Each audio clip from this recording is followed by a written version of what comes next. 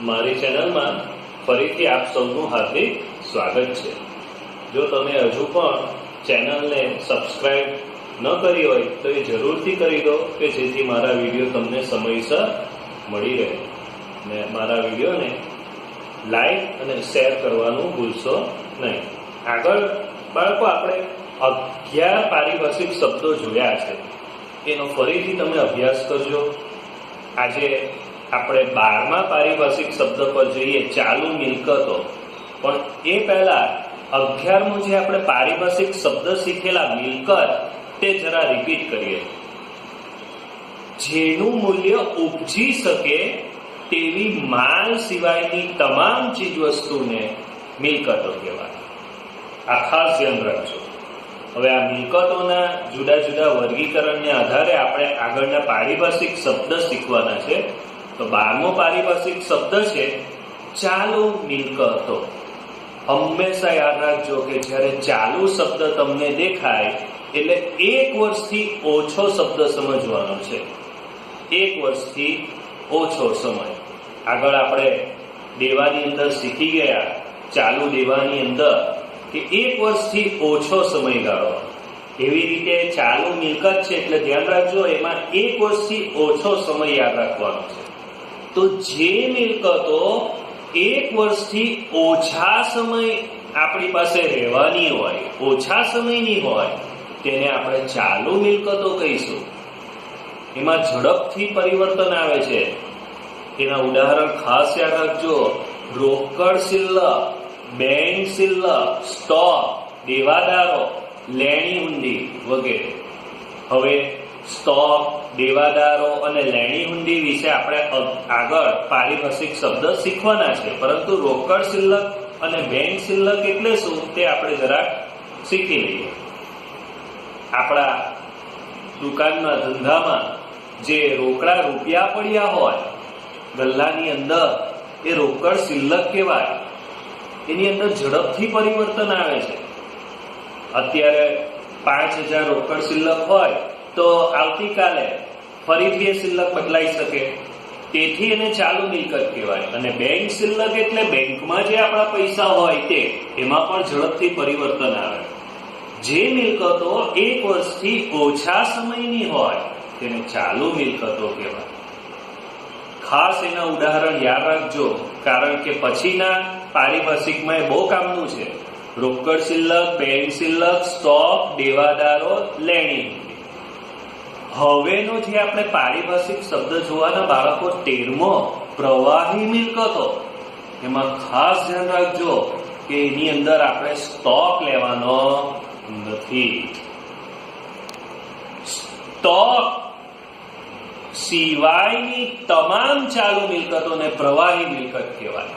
જે પણ ચાલુ મિલકત છે તે તમામે તમામ પ્રવાહી મિલકત છે, સિવાય કે સ્ટોક। કે તમને એમ કોઈ કહે કે પ્રવાહી મિલકત એટલે શું, તો કે ભાઈ સ્ટોક સિવાયની તમામ ચાલુ મિલકતને પ્રવાહી મિલકત કહેવાય। ચાલુ મિલકત તો આપણને ખબર છે, હમણાં જ જોયું કે જે મિલકત 1 વર્ષથી ઓછા સમયની હોય તેને ચાલુ મિલકત કહેવાય। હવે એના ઉદાહરણ આપણે લખવાના છે તો ચાલુ મિલકતના જ લખી દેશું। એમાં જે સ્ટોક સિવાયનું લખવાનું છે, રોકડ શિલ્લક, બેંક શિલ્લક, દેવાદારો, લેણી હુંડી વગેરે। તમે જોયું, એક તમે સમજો તો બીજો પારિભાષિક શબ્દ સરળતાથી આવડી જાય। આગળનો આપણે 14મો પારિભાષિક શબ્દ શીખીએ, બિનચાલુ મિલકતો। સૌપ્રથમ તો એના બીજા 2 નામ પણ યાદ રાખીશું, લાંબા ગાળાની મિલકત અને સ્થિર મિલકત। ધ્યાન રાખજો, એક ખાસ તમને ટ્રીક આપું કે જ્યારે પણ ચાલુ શબ્દ હોય તો 1 વર્ષથી ઓછો સમય હોય, અને બિનચાલુ શબ્દ હોય તો એનો સમયગાળો હંમેશા 1 વર્ષથી વધુ હોય। તો બિનચાલુ મિલકત છે તો વ્યાખ્યા આપણે જાતે જ બનાવી શકીએ કે જે મિલકતો 1 વર્ષથી વધુ સમયગાળા અંગેની હોય તેને બિનચાલુ મિલકતો કહેવાય। સમયગાળો લાંબો છે તેથી તેને લાંબા ગાળાની મિલકત કહેવાય, સ્થિર મિલકત કહેવાય। જે મિલકતો 1 વર્ષથી વધુ સમયગાળાની તેને બિનચાલુ મિલકતો કહીશું। ઉદાહરણ જોઈએ, જમીન, મકાન, ફર્નિચર, યંત્રો, આ જે મિલકત છે, જમીન, મકાન, ફર્નિચર, યંત્રો, એમાં લાંબા સમય સુધી કોઈ પરિવર્તન આવતું નથી, લાંબા સમય સુધી આપણી પાસે રહે છે, તેથી તેને બિનચાલુ મિલકતો કહીશું. આગળ એના ઉદાહરણ છે પાઘડી, પેટર્ન, ટ્રેડમાર્ક, કોપીરાઇટ્સ. આ જે બાળકો પાઘડી, પેટર્ન, ટ્રેડમાર્ક, કોપીરાઇટ્સ, આ જે ઉદાહરણ છે એ અદ્રશ્ય મિલકતના છે. પાઘડી, પેટર્ન, ટ્રેડમાર્ક, કોપીરાઇટ્સ. અને જમીન, મકાન, ફર્નિચર, યંત્રો, આ જે ઉદાહરણ છે તે દ્રશ્ય મિલકતના છે. હવે દ્રશ્ય મિલકત અને અદ્રશ્ય બંને ભેગા થાય એટલે બિનચાલુ મિલકતો કહેવાય. એટલે બિનચાલુ મિલકતોનું વર્ગીકરણ બે રીતે થાય: દ્રશ્ય મિલકત, અદ્રશ્ય મિલકત. ફરીથી, જે મિલકત 1 વર્ષથી વધુ સમયગાળા અંગેની હોય તેને બિનચાલુ મિલકત કહેવાય. બિનચાલુ મિલકતનું વર્ગીકરણ દ્રશ્ય મિલકત, અદ્રશ્ય મિલકત. આપણે ઉદાહરણ સાથે જ લખવાના છે: જમીન, મકાન, ફર્નિચર, યંત્રો, પાઘડી, પેટર્ન, ટ્રેડમાર્ક, કોપીરાઇટ્સ. પણ આ બે ભાગ આપણને આગળ જતા કામ લાગશે એટલે બે ભાગ મેં પાડ્યા છે. હવે આ દ્રશ્ય મિલકત અને અદ્રશ્ય મિલકત વિશે આપણે આગળ જોઈએ. સૌપ્રથમ દ્રશ્ય મિલકત. શબ્દને પકડીએ બાળકો. દ્રશ્ય, દ્રશ્ય, જોઈ શકાય. જે મિલકતો નજરે જોઈ શકાય, સ્પર્શી શકાય, તેને દ્રશ્ય મિલકતો કહીશું. અહીં આપણે આ જે ભાગ પાડ્યો હતો તેના ઉદાહરણમાં બેઠું લખી દેશું: જમીન, મકાન, ફર્નિચર, યંત્રો વગેરે. તો તમે જોઈ શકો છો, જમીન, મકાન, ફર્નિચર, યંત્રો એને આપણે નજરે જોઈ શકીએ છીએ, સ્પર્શી શકીએ છીએ, તેથી તેને દ્રશ્ય મિલકતો કહેવાય. જે મિલકતો નજરે જોઈ શકાય, સ્પર્શી શકાય, તેને દ્રશ્ય મિલકતો કહેવાય. આગળ આપણે બાળકો બિનચાલુ મિલકતના ઉદાહરણ જોયા: જમીન, મકાન, ફર્નિચર, યંત્ર, પાઘડી, પેટર્ન, ટ્રેડમાર્ક, કોપીરાઇટ્સ. પરંતુ એના જે આપણે બે ભાગ પાડી દીધા તે આપણને આમાં કામ લાગશે. જમીન, મકાન, ફર્નિચર, યંત્રો સીધા આમાં લખી દેશે. આનાથી બિલકુલ અપોઝિટ અદ્રશ્ય મિલકત. તો જે મિલકતો નજરે જોઈ શકાતી નથી, શબ્દને પકડી લઈએ બાળકો, અદ્રશ્ય, દેખાય નહીં. જે મિલકતો નજરે જોઈ શકાતી નથી, સ્પર્શી શકાતી નથી, તેવી મિલકતોને અદ્રશ્ય મિલકતો કહેવાય.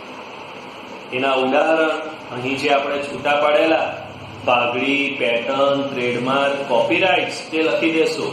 એ સિવાય સિમ્બોલ અને લાયસન્સ પણ યાદ રાખીશું. સિમ્બોલ અને લાયસન્સ પણ અદ્રશ્ય મિલકત છે.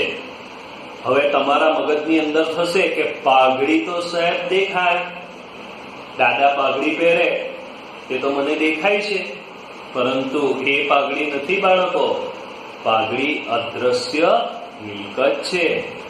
જે જૂની પેઢી હોય, વર્ષોથી આ ધંધો કરતી હોય, એ અન્ય પેઢી કરતા વધુ નફો કમાઈ શકે છે.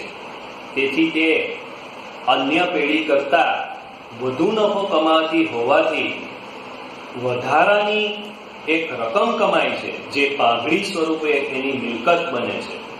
આના વિશે આપણે આગળ પણ ડિટેલમાં જોશું. અને 12મા ધોરણની અંદર તો બાળકો આનું એક આખું ચેપ્ટર છે. અત્યારે તમારે શરૂઆતમાં માત્ર એટલું યાદ રાખવાનું છે કે પાઘડી આપણી અદ્રશ્ય મિલકત છે. કોઈ આપણને પેટન્ટ મળ્યા હોય કોઈકના, તો એ આપણે જ ધંધો કરી શકીએ, તેથી એ પણ આપણી મિલકત છે. આ બધી વસ્તુ નજરે જોઈ અને સ્પર્શી નથી શકાતી, તેથી અદ્રશ્ય મિલકત કહેવાય. પરીક્ષામાં વારંવાર પૂછાય છે 1 માર્કમાં કે પાઘડીના એ કઈ મિલકત છે, અથવા આ રીતે સવાલ પૂછાય કે અદ્રશ્ય મિલકતોના ઉદાહરણ આપો, તો આ તમારે લખી દેવાના: પાઘડી, pattern, trademark, copyright, symbol, licence વગેરે. તો આજે જે હમણાં આપણે જોયું તે ફાસ્ટ એકદમ ફોરવર્ડમાં જોઈ લઈએ કે મિલકતો 1 વર્ષથી ઓછા સમય એને ચાલુ મિલકત કહેવાય. ચાલુ શબ્દ એટલે 1 વર્ષથી ઓછો. રોકડ શિલ્લક, બેંક શિલ્લક, સ્ટોક, દેવાદાર, લેણી હુંડી. અને પ્રવાહી મિલકત એટલે સ્ટોક સિવાયની ચાલુ મિલકતો. ત્યારબાદ આપણે જોયું બિન ચાલુ મિલકતો, એનો સમયગાળો 1 વર્ષથી વધુ. એના ઉદાહરણ જમીન, મકાન, ફર્નિચર, યંત્ર, પાઘડી, પેટર્ન, ટ્રેડમાર્ક, કોપીરાઇટ્સ. વર્ગીકરણ 2 રીતે થાય: દ્રશ્ય મિલકત, અદ્રશ્ય મિલકત. દ્રશ્ય તમને તરત જ ખ્યાલ આવી જાય, નજરે જોઈ શકાય, સ્પર્શી શકાય એ દ્રશ્ય મિલકત.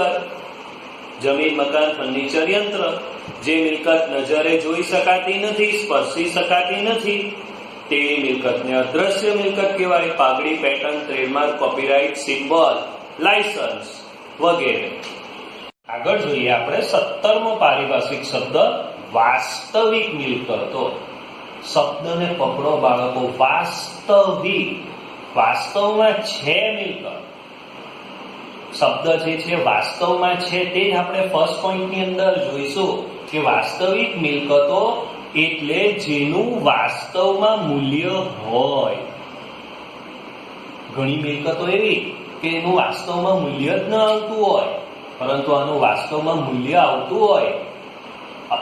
આગળ જોઈએ કે મિલકતોની બજાર કિંમત ઉપજતી હોય. તો સ્વાભાવિક છે, આગળ આપણે જે ઉદાહરણ જોયા તે જમીન, મકાન, ફર્નિચર, યંત્ર, આનું મૂલ્ય હોય છે. આપણે જો બજારમાં એને વેચીએ તો એની કિંમત આવે છે, તેથી તેને વાસ્તવિક મિલકત કહેવાય. જે મિલકતોનું રોકડમાં તરત જ રૂપાંતર કરી શકાય તેવી મિલકતોને વાસ્તવિક મિલકતો કહેવાય. તરત જ રોકડમાં રૂપાંતર થાય બાળકો. જમીન, મકાન, ફર્નિચર, આ બધી મિલકતો આપણે વેચી શકીએ અને તરત જ એના રૂપિયા આપણી પાસે આવી જતા હોય છે. અમુક મિલકતો એવી કે જેનું ઝડપથી રોકડમાં રૂપાંતર ન કરી શકાય, તેનો સમાવેશ આમાં નહીં કરાય. જ્યારે વાસ્તવિક મિલકતો એટલે તરત જ રોકડમાં રૂપાંતર થાય, એનું વાસ્તવમાં મૂલ્ય હોય, એની બજાર કિંમત ઉપજતી હોય. ખાસ ધ્યાન રાખજો કે આગળ જે આપણે જોયું દ્રશ્ય, અદ્રશ્ય અને ચાલુ મિલકતો, એ આની અંદર આવશે. આની અંદર પ્રવાહી મિલકતોનો સમાવેશ થતો નથી. વાસ્તવિક મિલકતમાં જે દ્રશ્ય, અદ્રશ્ય અને ચાલુ મિલકતોનો સમાવેશ થાય છે. પરીક્ષામાં 1 માર્કની અંદર ટૂંકો સવાલ પૂછાય કે વાસ્તવિક મિલકતોમાં કઈ કઈ મિલકતોનો સમાવેશ થાય, તો લખીશું દ્રશ્ય, અદ્રશ્ય અને ચાલુ મિલકતો. હવે દ્રશ્યના ઉદાહરણ આપણી પાસે તૈયાર છે. દ્રશ્ય મિલકતોના ઉદાહરણો જમીન, મકાન, ફર્નિચર, યંત્ર. અદ્રશ્ય મિલકતોના ઉદાહરણ પણ છે બાળકો: પાઘડી, pattern, trademark, copyright, symbol, licence વગેરે. ચાલુ મિલકતોના ઉદાહરણ પણ છે આપણી પાસે: રોકડ શિલ્લક, બેંક શિલ્લક, સ્ટોક, દેવાદાર, લેણી હુંડી વગેરે. તો પરીક્ષામાં આપણને પૂછાય તો આવડવું જોઈએ કે વાસ્તવિક મિલકતોમાં દ્રશ્ય, અદ્રશ્ય અને ચાલુ મિલકતોનો સમાવેશ થાય છે. જેનું વાસ્તવમાં મૂલ્ય હોય, એની બજાર કિંમત ઉપજતી હોય, તેને વાસ્તવિક મિલકત કહીશું. હવે આગળનો પારિભાષિક શબ્દ જોઈએ બાળકો: અવાસ્તવિક મિલકતો. એનું બીજું નામ છે પ્રસારિત મહેસૂલી ખર્ચ. બાળકો આ ખૂબ ધ્યાનથી સમજશું. ફર્સ્ટ પોઈન્ટ તો આપણને તરત ખ્યાલ આવી જશે કે વાસ્તવિક નું ઓપોઝિટ અવાસ્તવિક. એ જ આપણે પહેલા પોઈન્ટમાં જોવાનું છે.